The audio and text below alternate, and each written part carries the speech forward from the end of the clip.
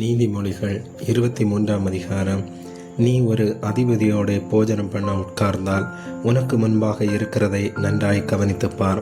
நீ போஜன பிரியனாயிருந்தால் உன் தொண்டையிலே கத்தியை வை. அவனுடைய ருசியுள்ள பதார்த்தங்களை இச்சியாதே, அவைகள் கள்ள போஜனமாமே. ஐஸ்வர்யவானாக வேண்டுமென்று பிரயாசப்படாதே, சுய புத்தியை சாராதே. இல்லாமற் போகும் பொருள் மேல் உன் கண்களை பறக்க விடுவானேன்? அது கழுகை போல சிறகுகளை தனக்கு உண்டு பண்ணி கொண்டு ஆகாய மார்க்கமாய் பறந்துவோம். வன் கண்ணனுடைய ஆகாரத்தை புசியாதே, அவனுடைய ருசியுள்ள பதார்த்தங்களை இச்சியாதே. அவன் இருதயத்தின் நினைவு எப்படியோ அப்படியே அவன் இருக்கிறான். புசியும் பானம் பண்ணும் என்று அவன் உன்னோடே சொன்னாலும் அவன் இருதயம் உன்னோடு இராது. நீ புசித்த துணிக்கையை வாந்தி பண்ணி உன் இனிய சொற்களை இழந்து போவாய்.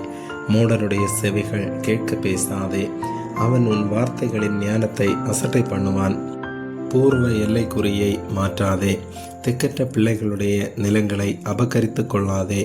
அவர்களுடைய மீட்பர் வல்லவர், அவர் உன்னுடனே அவர்களுக்காக வழக்காடுவார். உன் இருதயத்தை புத்திமதிக்கும், உன் செவிகளை அறிவின் வார்த்தைகளுக்கும் சாய்ப்பாயாக.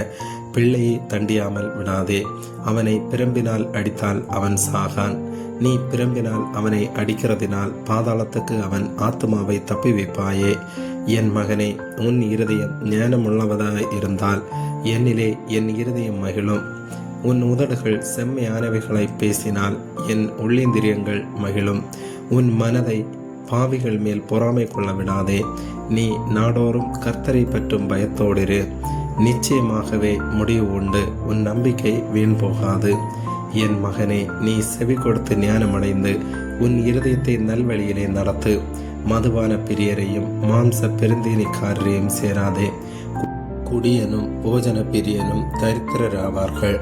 தூக்கம் கந்தைகளை உடுத்து வைக்கும். உன்னை பெற்ற தகப்பனுக்கு செவி கொடு. உன் தாய் வயது சென்றவளாகும் போது அவளை அசட்டை பண்ணாதே. சத்தியத்தை வாங்கு, அதை விற்காதே. அப்படியே ஞானத்தையும் உபதேசத்தையும் புத்தியையும் வாங்கு. நீதிமானுடைய தகப்பன் மிகவும் களி கூறுவான். ஞானமுள்ள பிள்ளையை பெற்றவன் அவனால் மகிழுவான். உன் தகப்பனும் உன் தாயும் சந்தோஷப்படுவார்கள். உன்னை பெற்றவள் மகிழுவாள். என் மகனே, உன் இருதயத்தை எனக்கு தா, உன் கண்கள் என் வழிகளை நோக்குவதாக. வேசி ஆழமான படுகுழி, பரஸ்திரி இடுக்கமான கிணறு. அவள் கொள்ளைக்காரனை போல் பதிவிருந்து மனுஷருக்குள்ளே பாதகரை பெருக பண்ணுகிறாள். ஐயோ, யாருக்கு வேதனை, யாருக்கு துக்கம், யாருக்கு சண்டைகள், யாருக்கு புலம்பல், யாருக்கு காரணமில்லாத காயங்கள், யாருக்கு இரத்தம் கலங்கின கண்கள். மதுபானம் இருக்கும் இடத்திலே தங்கி தரிப்பவர்களுக்கும் கலப்புள்ள சாராயத்தை நாடுகிறவர்களுக்கு தானே. மதுபானம் இரத்த வருணமாயிருந்து பாத்திரத்தில் பளபளப்பாய் தோன்றும் போது நீ அதை பாராதே. அது மெதுவாய் இறங்கும். முடிவிலே அது பாம்பை போல் கடிக்கும், விரியனை போல் தீண்டும். உன் கண்கள் பரஸ்திரிகளை நோக்கும், உன் உள்ளம் தாறுமாறானவைகளை பேசும். நீ நடுக்கடலிலே சயனித்திருக்கிறவனை போலும் பாய் மரத்தட்டிலே படுத்திருக்கிறவனை போலும் இருப்பாய். என்னை அடித்தார்கள், எனக்கு நோகவில்லை. என்னை அறைந்தார்கள், எனக்கு சுரணை இல்லை. நான் அதை பின்னும் தொடர்ந்து தேட எப்பொழுது விழிப்பேன் என்பாய். ஆமேன்.